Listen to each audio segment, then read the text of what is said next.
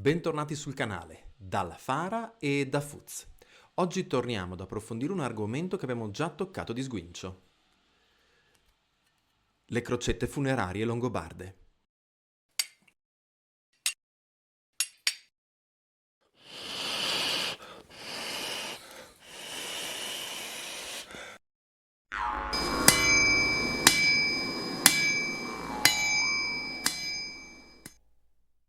Bentornati sul canale, come dicevo, e come sempre un grande grazie a chi ci supporta su Patreon o è abbonato qui al canale o usa i super grazie. Sono tutti ottimi modi per supportare l'operato della Fara e mi scuso a nome di tutto il gruppo se nell'ultimo mesetto e mezzo il grosso dei contenuti sono stati principalmente i video in cui parlo con voi.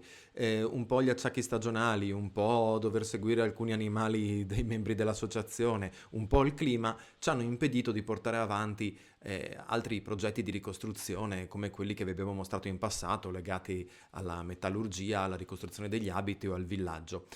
Puntiamo ovviamente a tornare a lavorare anche su questi progetti molto presto appena la situazione si sarà stabilizzata. Bene, veniamo all'argomento di oggi.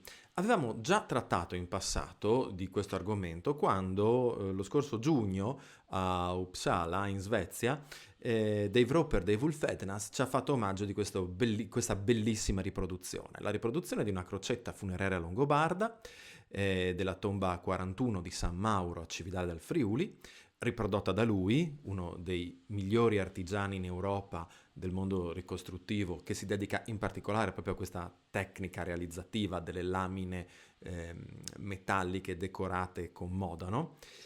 E quindi avevamo accennato, c'è un video che potrete trovare in descrizione, è tornata Zelda, che si chiama 3 oggetti per raccontare i Longobardi, e uno dei 3 era appunto la crocetta.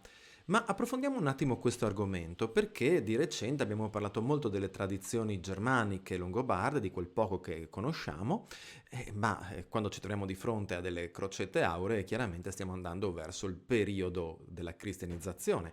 Ma ci dicono solo questo? Zelda ci dice altro. Innanzitutto, il fenomeno delle crocette auree è un fenomeno squisitamente italiano per il mondo longobardo. Si sviluppa fra la fine del VI e il VII, al massimo l'inizio dell'VIII secolo, e riguarda principalmente la zona del Regnum e quindi la Langobardia Maior, in particolare con la zona dell'attuale Lombardia e, non vi stupirà, con quella del Ducato di Cividale del Friuli. La prima ospita la capitale, la seconda ospita il ducato più antico e tradizionalista.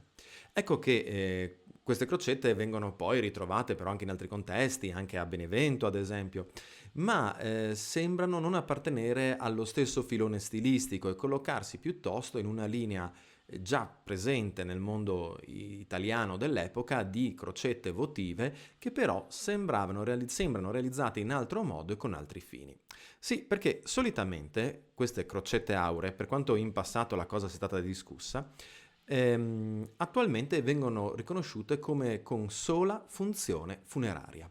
Cioè, nel momento della deposizione del morto, insieme al suo corredo, questo è importante per il discorso che faremo dopo, sulla progressiva cristianizzazione, un velo che copriva il volto del defunto, o più o meno la parte alta del corpo in ogni caso, aveva cucito sul velo stesso queste piccole crocette tramite dei forellini negli angoli delle 4 braccia. Siamo quindi di fronte a un rituale funerario che sceglie un messaggio cristiano, che però si accompagna con dei messaggi molto pagani, ad esempio la deposizione delle armi, dei corredi di gioielli. Esiste, come caso esemplificativo di questa situazione, uno dei ritrovamenti di crocette legate a una tomba femminile a Collegno, in cui accanto alla crocetta, e quindi al simbolo cristiano, la donna inumata portava appesa alla cintura anche un amuleto con una testa di cinghiale, chiaramente un amuleto di tradizione germanica. Siamo quindi di fronte a un simbolo del passaggio dal paganesimo al cristianesimo in un sincretismo religioso che fa in modo che per un certo periodo i punti di vista si mischino e si mischino anche all'interno di questi oggetti. Se guardate infatti questo oggetto o le foto degli altri che vi mostrerò, noterete come sia ricco di decorazioni su tutta la superficie, realizzate con quella tecnica del modano, cioè un intaglio spesso su legno duro, su cui poi veniva martellata la lamina in modo da poterlo riprodurre più volte finché il modano stesso non si consumava, che era molto familiare ai popoli germanici. Le decorazioni di queste braccia, di queste crocette, traggono i loro motivi iconografici spesso da motivi decisamente precedenti alla cristianizzazione e in alcuni casi identificati dagli storici dell'arte come prettamente pagani. Ad esempio, nella tomba 41 a cui appartiene questa crocetta, sono presenti dei foglietti d'argento realizzati allo stesso modo, parte probabilmente della decorazione di un bicchiere ligneo, che è uno degli obiettivi della Fara a riprodurre nel prossimo futuro, che portano questa decorazione. Una decorazione antropomorfa, identificata da Isabel da Silva come un motivo decorativo legato alla divinità come Donar.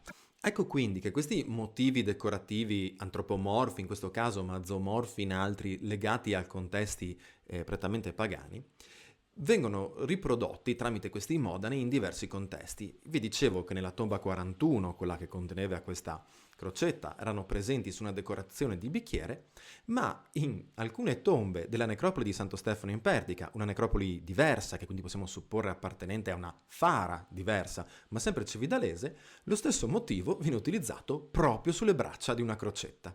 Quindi un motivo decorativo con Donar, se vogliamo seguire la teoria interpretativa che in questo momento è la più recente, su una croce cristiana.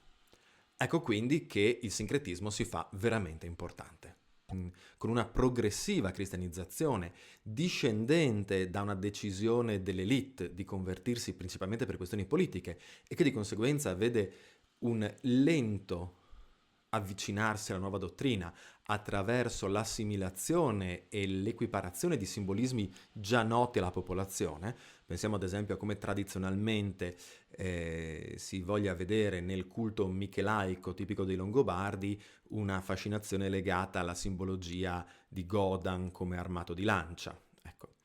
Quindi se da un punto di vista strettamente religioso questo passaggio graduale è spiegabile in questo modo, alcuni studiosi hanno avanzato un'altra teoria sulla presenza di queste crocette e sulla loro concentrazione appunto nel nord Italia, in particolare in Lombardia e in Friuli.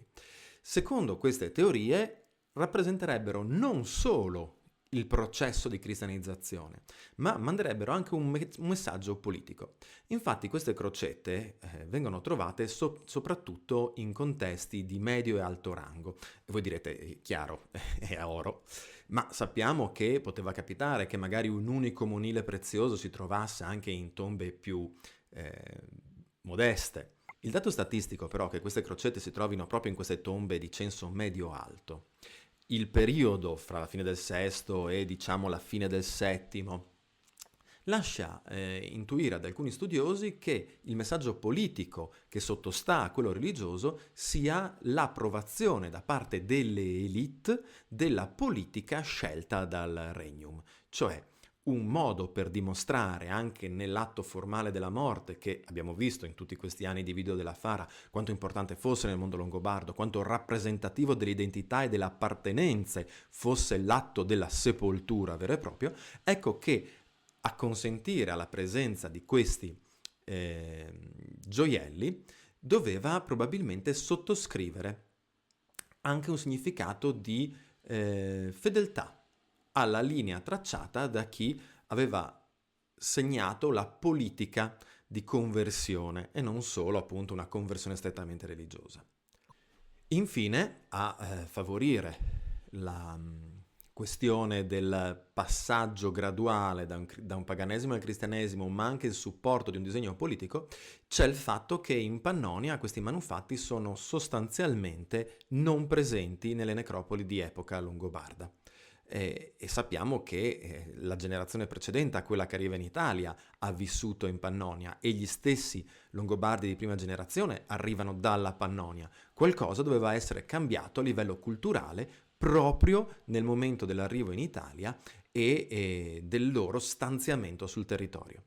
Bene, speriamo di avervi tolto qualche curiosità sull'argomento. Prima di salutarvi vi lascio un annuncio. Il 1 marzo, nel tardo pomeriggio, diciamo ora di aperitivo.